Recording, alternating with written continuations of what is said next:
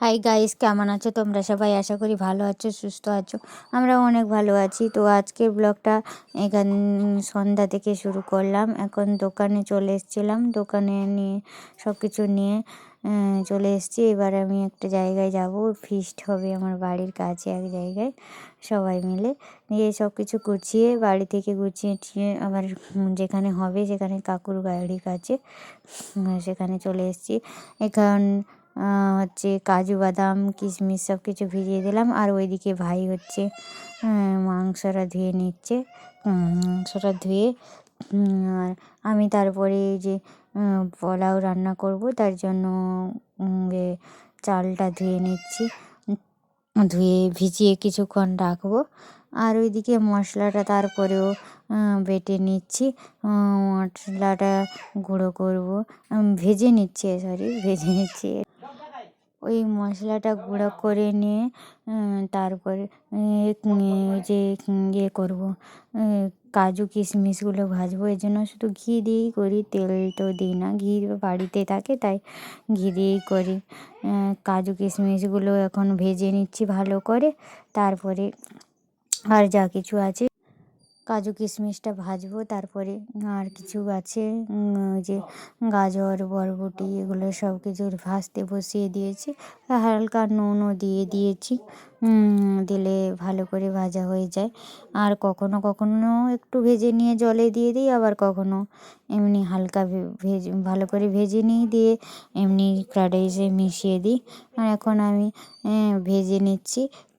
ভেজে নিয়ে তারপরে সব কিছু মিশিয়ে নেব।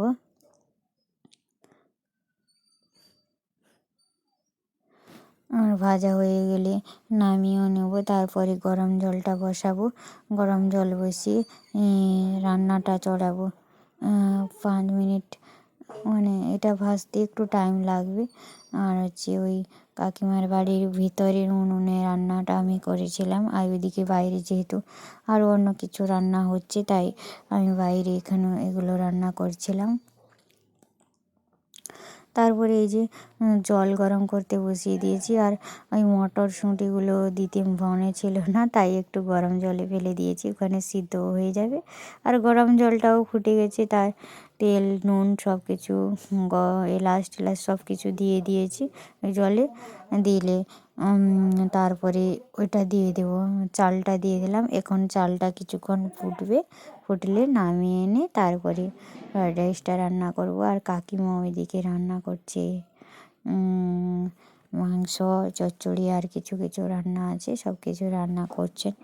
তো আমার চালটা ফোটানো হয়ে গেছে, এই যে একটু ঠান্ডা করতে দিয়ে দিয়েছি। আর সব কিছু আমি গুছিয়ে নিয়েছি, যে ঘি আর মশলা গুঁড়ো কড়াতে এখন ঘিটা মাখিয়ে নিয়েছি ভালো করে। আর চালটা একটু একটু করে দিয়ে দিচ্ছি।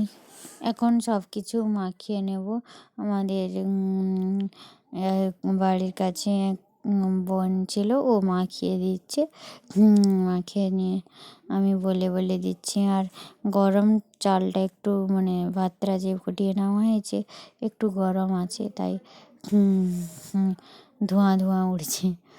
আর ওইগুলোকে ঘি ভাবো, ডিম নয়, ডিমের মতন ঘিটাই লাগছে। তো এখনও মাখানো সব কিছুই রেডি করা হয়ে গেছে। একটু উনুনে বসিয়ে দিয়েছি, কিছুক্ষণ ভাপাবো, দিয়ে গরম গরম খেতে ভালো লাগবে। চিনি টিনি সব কিছু দিয়ে দেওয়া হয়েছে, নুন টুন সব কিছু দেখে নেওয়া হয়ে গেছে, সব ঠিকঠাক মতোই আছে। এখন ঢাকা চাপিয়ে রাখবো, কিছুক্ষণ দিলে ভাপটাই হয়ে যাবে। আর ওইদিকে কাকিমার চচ্চড়ি রান্না হয়ে গেছে, চচ্চড়িটা রান্না করছে, ওটা বাইরে হচ্ছে। অনেকজন মিলে হয়েছিল, এটা অনেক দিনেরই আগে ভিডিও। কত 25শে ডিসেম্বরের 6-7 দিন আগে ভিডিও। আমি অসুস্থতার কারণে দিতে পারিনি। তারপরে চচ্চড়ি নামানো হয়ে গেছে, এখন আলুটা ভাজা হচ্ছে। আলু ভেজে এই যে মাংস কষাতে দিয়ে দিয়েছি। আর মাংস মশলা করার ভিডিও আমি দ্বিতীয় মাংসের সঙ্গে শেয়ার করিনি, আর একইভাবে মশলা কষানো হয়। আর এখানে মাংসটাও কষানো হচ্ছে, কিছুক্ষণ লাগবে। এটা বড় কড়াই বলে মনে হচ্ছে না, অনেকটাই মাংস ছিল, 7 কিলো মতো মাংস ছিল। তো মাংসটা কষানো হয়ে গেছে, ওখানে জল ঢেলে দেবে কাকিমা। একটু একটু বের করছি। তো যাই হোক, আজকের ব্লগটা এখানেই শেষ করব। সবাই ভালো থাকবে, সুস্থ থাকবে। আর যদি ব্লগটা ভালো লাগে তো একটু লাইক করবে, কমেন্ট করবে, সাবস্ক্রাইব করবে। সবাই ভালো থেকো, সুস্থ থেকো, আর সবাইকে ভালো রাখার চেষ্টা করো। আর সবাই নতুন বছরে অনেক আনন্দে কাটিও।